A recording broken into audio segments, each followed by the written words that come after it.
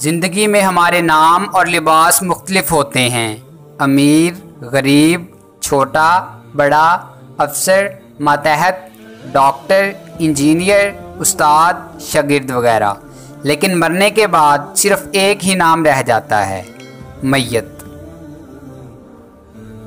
अगर इंसान को अपने ख़ताकार या गुनहगार होने का एहसास हो जाए तो इसे जान लेना चाहिए कि तौबा का वक़्त आ गया है। अपने गुनाहों का एहसास ही तौबा की इब्तिदा है। अगर गुनाह का कोई गवाह न हो तो तौबा तन्हाई में होनी चाहिए। अगर गुनाह पूरी कौम के सामने सरजद हुआ हो तो तौबा भी पूरी कौम के सामने होनी चाहिए। ज़माना तरक्की कर गया है, मगर मक्खी, मच्छर और चूहे अब भी पैदा होते हैं। जरासीम कश दवाइयाँ नए जरासीम पैदा करती हैं। तिब्बे मशरक़ व मग़रब में बड़ी तरक्की हुई है, बीमारियों में भी इजाफ़ा हुआ।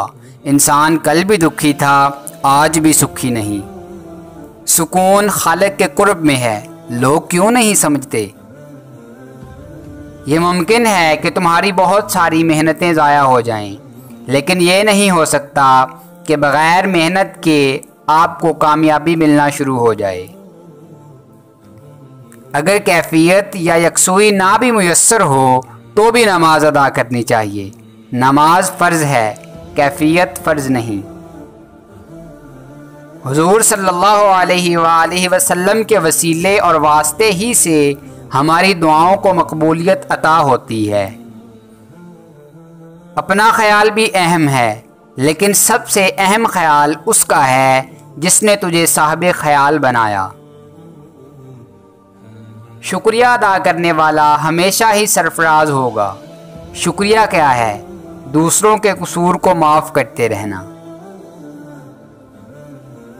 जिसने लोगों को दीन के नाम पर धोखा दिया उसकी आक़िबत मखदोश है, क्योंकि आक़िबत दीन से है और दीन में धोखा नहीं। अगर धोखा है तो दीन नहीं।